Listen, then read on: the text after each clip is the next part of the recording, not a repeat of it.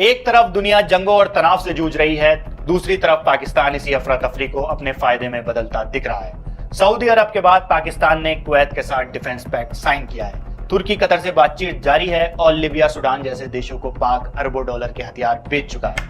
पाकिस्तान की डिप्लोमेसी इस वक्त फुल स्पीड में है। वह अमेरिका और ईरान की बातचीत करा शांति दूत बना हुआ है। पाकिस्तान ने बड़ी ही चालाकी से इस युद्ध के दौर में अफसर ढूंढ निकाले हैं और मोटी कमाई की है। सितंबर 2025 में पाकिस्तान और सऊदी अरब ने strategic mutual defence agreement sign किया।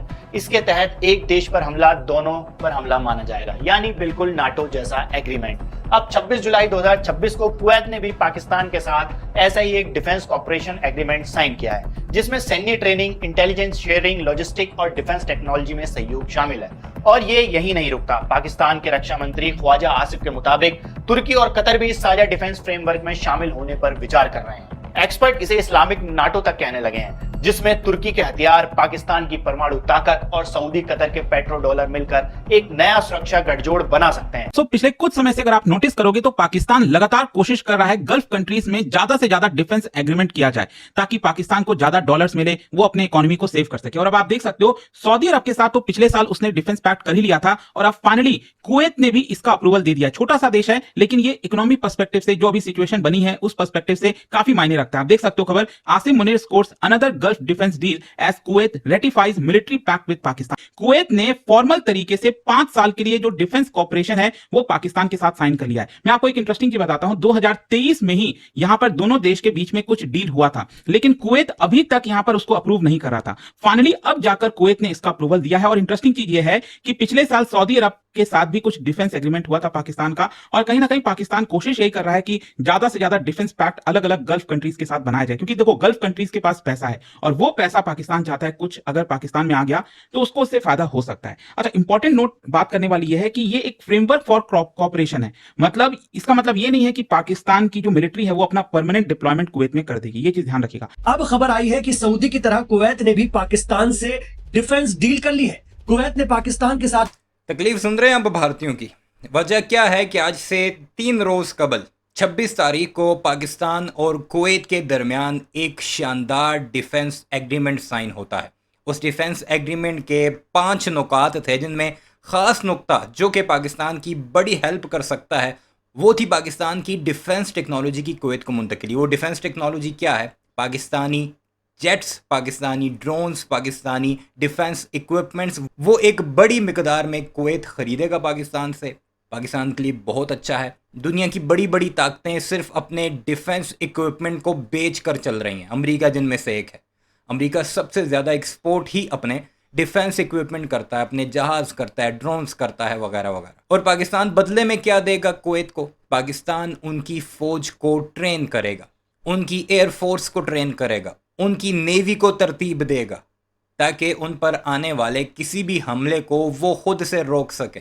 अमेरिका वहाँ पर मौजूद था लेकिन नहीं बचा पाया, तो इसलिए अरबों की नज़र अब एक ऐसे दोस्त पर है, एक ऐसे पार्टनर पर है जिसकी टेक्नोलॉजी शामिल होकर उन्हें दुश्मन से बचा सके। ईरान को इस वक्त अपना दुश्मन समझ रहे हैं, और पाकिस्तान ने जंग के दौरान जिस तरीके से सऊदी अरब को बचा कर रखा, ये खबर पूरी दुनिया का मीडिया दे रहा है कि आसिम मुनीर ने इंटरवीन किया और ईरान की तरफ से जो मिसाइल हमले होने थे सऊदी अरब पर उसे रोका। तो कुवैत भी अब ये चाह रहा है कि जब इन फ्यूचर कोई ऐसी दुश्मनी किसी मुल्क के साथ उनकी सामने आए तो पाकिस्तान हमें महफूज रख सके, या हमारी फ़ौज की इस्तेदाद ऐसी बना सके कि हम खुद को मजबूत रख सकें, अपना दिफा कर सकें। तो भारतीयों ने रोना शुरू कर दिया है। वजह क्या है? पाकिस्तान इस वक्त जो सबसे बड़ा मसला है वो पाकिस्तान की इकॉनमी का है। इकॉनमी ही की वजह से पाकिस्तान को कई ऐसे मसाइल हैं जो पाकिस्तान के अंदर जिनका सामना करना पड़ रहा है। तो अगर इकॉनमी बेहतर होती है तो इंशाल्लाह बाकी मसाइल भी आहिस्ता आहिस्ता हल हो जाएंगे। तो खैर, सुनते हैं सारे मामले पर भारती क्या कुछ कह रहे हैं। आपने चैनल सब्सक्राइब नहीं किया तो जरूर कीजिएगा। हुए रक्षा सहयोग समझौते को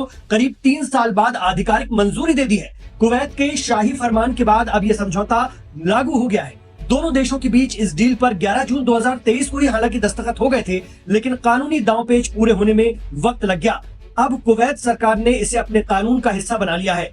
कुवैत पाकिस्तान डील के तहत दोनों मुल्क आर्मी ट्रेनिंग, डिफेंस ट्रेनिंग, खुफिया जानकारी साझा करने, रसद व्यवस्था और डिफेंस तकनीक जैसे क्षेत्रों में मिलकर काम करेंगे।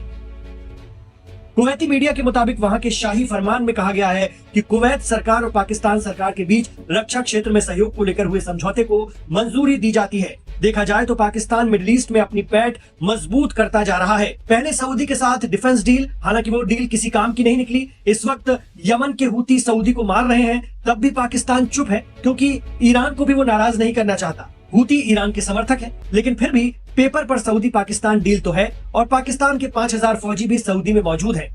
और अब कुवैत के साथ समझौता। गौरतलब है कि मुस्लिम देशों के बीच पाकिस्तान की सेना काफी प्रोफेशनल मानी जाती है। रिटायरमेंट के बाद भी Pakistani general colonel Middle East में ही जमे रहते हैं, पड़े रहते हैं और वहाँ की फौजों को ट्रेन करते रहते हैं। ये और बात है कि जब पानी सर से गुजरता है तो अरब देशों को अमेरिका ही बचाता है, वो भी इसराइल की खातिर।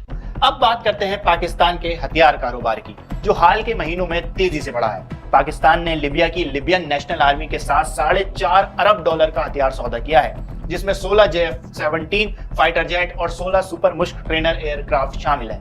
ये पाकिस्तान के अब तक के सबसे बड़े हथियार निर्यातों में से एक है।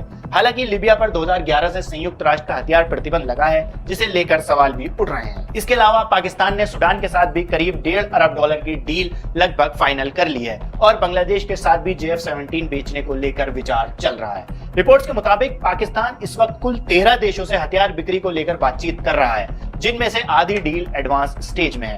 पाकिस्तान ने अपनी छवि सिर्फ हथियार बेचकर नहीं बल्कि कूटनीति से भी मजबूत की है। ईरान अमेरिका जंग के दौरान पाकिस्तान के डिप्टी PM और विदेश मंत्री इशाक डार ने शटल डिप्लोमेसी करते हुए 2 हफ्तों के सीजफायर की मध्यस्थता की, जिसे बाद में आगे भी बढ़ाया गया। पाकिस्तान ने इस्लामाबाद टॉक्स को होस्ट किया, जो उसकी दुनिया में छवि बदलने के लिए मील का पत्थर साबित हुई। सबसे अहम भूमिका तब निभाई जब रियाद में हुए OIC मीटिंग के दौरान डार ने ईरानी नेतृत्व को याद दिलाया कि पाकिस्तान की सऊदी अरब के प्रति रक्षा प्रतिबद्धता है और साथ ही उन्होंने भरोसा दिलाया कि सऊदी जमीन का इस्तेमाल ईरान पर हमले के लिए नहीं होगा। अच्छा, इसका बैकग्राउंड समझिए कि आखिरकार कुवैत को इस तरह का एग्रीमेंट पाकिस्तान के साथ करने की जरूरत क्यों पड़ी, और इसके पीछे का कारण है जो सिक्योरिटी एनवायरनमेंट इस समय वेस्ट एशिया में बना हुआ है। क्योंकि आप सब जान रहे हैं पूरे मिडिल ईस्ट में इस समय पैनिक जैसा सिचुएशन है। जो US और ईरान के बीच में वॉर चल रही है, इसमें बार बार खतरा यही आ रहा है गल्फ कंट्रीज को कि ईरान उनके ऊपर कभी भी हमला कर सकता है। मतलब कभी सऊदी अरब के ऊपर, कभी आपका कतर हो गया, कभी ओमान हो गया, और इसीलिए कुवैत भी अगर आप देखोगे तो यहां पर भी ईरान ने हमला किया क्योंकि कुवैत में US के बेसेस हैं। और इसी की वजह से यहां पर बैकग्राउंड समझिए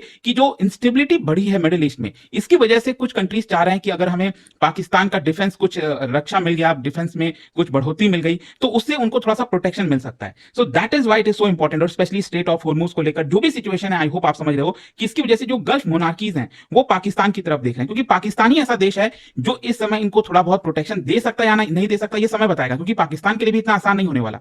यहां पर आप सोचो ना, उनको रिलेशन मेंटेन करना है ईरान के साथ भी, सऊदी अरब के साथ भी, कुवैत के साथ भी, कैसे ये पॉसिबल हो सकता है। खैर, यहां पर गल्फ कंट्रीज को सिक्योरिटी पार्टनर्स क्यों चाहिए? देखो, गल्फ कंट्रीज अगर आप देखोगे उनका जो नेचर है, एक तो वहां पर पॉपुलेशन कम है, ऑयल वेल्थ काफी बड़ा है, वेपन सिस्टम एडवांस है, लेकिन मिलिट्री मैन पावर कम है, and that is the main important thing. खैर, कुवैत पाकिस्तान डील में कुल 12 पॉइंट शामिल हैं। इसमें दोनों देशों की सेनाओं के बीच सहयोग का ढांचा तय किया गया है। समझौते के तहत सैन्य प्रशिक्षण, रक्षा संस्थानों के बीच संपर्क, संयुक्त गतिविधियां और अनुभव साझा करने जैसे विषय शामिल हैं।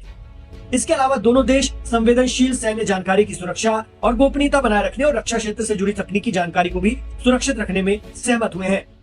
पाकिस्तान पहले से ही खाड़ी देशों के साथ सैन्य संबंध रखता है। कुवैत के साथ यह समझौता पाकिस्तान को अपनी सैन्य ट्रेनिंग और रक्षा विशेषज्ञता साझा करने का एक मौका देगा और कुवैत के लिए भी पाकिस्तान के साथ ये रक्षा सहयोग बहुत अहम है। खाड़ी क्षेत्र में बदलते सुरक्षा हालात के बीच ये जरूरी भी हो गया था। कुल मिलाकर 3 साल बाद लागू हुआ ये समझौता पाकिस्तान और कुवैत के बीच सैन्य सहयोग का नया रास्ता खोलता है और इस पूरे इलाके यानी गल्फ रीजन में बदलते सुरक्षा समीकरणों के बीच दोनों देशों की साझेदारी को मजबूत करेगा। यहाँ एक बात नहीं भूलना चाहिए कि पाकिस्तान ने पिछले कुछ महीनों या यूं कहें कि सालों में खाड़ी क्षेत्र में अपना दखल बढ़ाया है।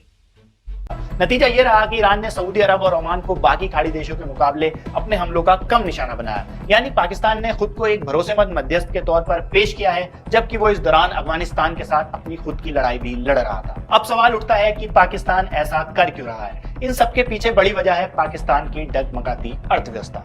पाकिस्तान इस वक्त $7 अरब के IMF प्रोग्राम में है, जिसे सऊदी अरब और खाड़ी देशों की मदद से ही हासिल किया गया है। खुद पाकिस्तान के रक्षा मंत्री ने कहा कि हथियार उद्योग की सफलता देश की पूरी आर्थिक तस्वीर बदल सकती है। यानी डिफेंस पैक्ट और हथियार बिक्री सिर्फ सामरिक रणनीति नहीं बल्कि पाकिस्तान के लिए एक जरूरी आर्थिक सहारा भी बनता दिख रहा है। हालांकि बड़ी संख्या में जानकारों का मानना है कि फिलहाल इस्लामिक नाटो जैसी बातें महज एक ख्वाब हैं, क्योंकि मुस्लिम देश आपस में ही एक दूसरे के दुश्मन हैं। अमेरिका में उनकी जान बसती है और हर देश की अपनी अलग सोच और मजबूरियां हैं। इन्हीं वजह से ऐसा गठबंधन बनाना अभी व्यवहारिक रूप से नामुमकिन लगता है। तो कुल मिलाकर जहां दुनिया जंगों से खैर, मुस्लिम नेटो का कॉन्सेप्ट तो भारत से ही शुरू हुआ। भारतीयों ने ही अपने मीडिया पर ये कहना शुरू किया कि ये जो डिफेंस एग्रीमेंट है ये मुस्लिम नेटो बन रहा है।